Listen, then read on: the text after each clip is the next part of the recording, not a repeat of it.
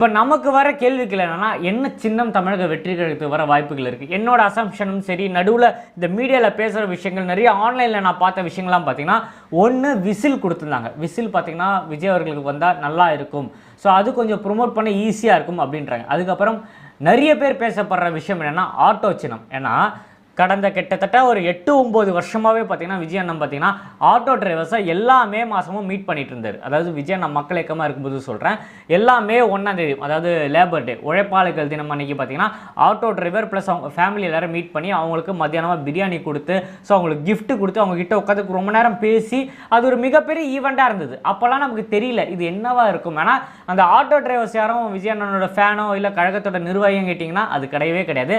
லோக்கலில் இருக்கிற அதாவது இப்போ நான் ஒரு 5 பேரை கூட்டு போகிறேன்னா எங்கள் வீட்டு ஸ்டாண்டில் இருக்கிற ஒரு 5 பேர், அவர் விஜய் அவர்கள் ஃபேனாக இருக்கலாம், இல்லை வேறு நடிகர் ஃபேனாக இருக்கலாம், அவர் பார்த்தீங்கன்னா ஆட்டோ ஓட்டுறாரா, அவர் தொழிலாளியா, இதை பார்த்து தான் அவங்க பேஸ் பண்ணி எடுக்கிறாங்க. அந்த மாதிரி எங்கள் ஏரியாவில் கிட்டத்தட்ட பார்த்தீங்கன்னா ஒரு 20-25 ஆட்டோ டிரைவர்ஸை கிட்ட நான் கூட்டிகிட்டு போயிருப்பேன். அந்த அளவுக்கு பார்த்தீங்கன்னா தமிழ்நாட்டில் இருக்கிற 234 தொகுதியிலும் நிறைய இடத்துலேருந்து பார்த்தீங்கன்னா ஆட்டோ டிரைவர்ஸை விஜய் மீட் பண்ணியிருக்காரு. ஸோ அவருக்கு ஆட்டோ டிரைவர்ஸ் மேலே அவ்வளோ அன்பு.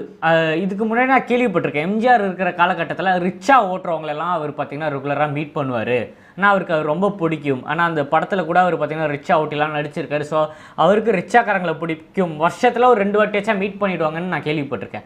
ஸோ அதே ஆயுதத்தை தான் விஜய் அண்ணன் கையில் எடுத்திருக்காரு. கிட்டத்தட்ட 8-9 வருஷமாக பார்த்தீங்கன்னா ஆட்டோ டிரைவர்ஸை மீட் பண்ணிங்க. நீங்கள் டி நகர்லாம் போயிட்டீங்கன்னா அந்த சைடு பார்த்தீங்கன்னா நிறைய ஆட்டோவில் பார்த்தீங்கன்னா விஜய் அவர்களோட ஃபோட்டோ இருக்கும். அந்த ஆட்டோக்குள்ளே உட்காந்திங்கன்னா அவங்க ஃபேமிலியோடு எடுத்த ஃபோட்டோவை பார்த்தீங்கன்னா ஆட்டோக்குள்ளே வச்சுருப்பாங்க. ஸோ அந்த அளவுக்கு பார்த்தீங்கன்னா விஜய் அண்ணன் அவங்க மேலே அன்பு வச்சுருக்காங்க. ஸோ ஆட்டோ சின்னம் கிடைச்சா தமிழ்நாடு ஃபுல்லாக ஈஸியாக கொண்டு போய் சேர்த்துடலாம். ஆனால் தமிழ்நாட்டில் ஆட்டோ இல்லாத ஏரியாவே கிடையாது, ஆட்டோ பார்க்காத மக்களே கிடையாது. ஸோ அதனால் பார்த்தீங்கன்னா அது கொஞ்சம் ஈஸியாக இருக்குன்னு பேசிக்கிறாங்க.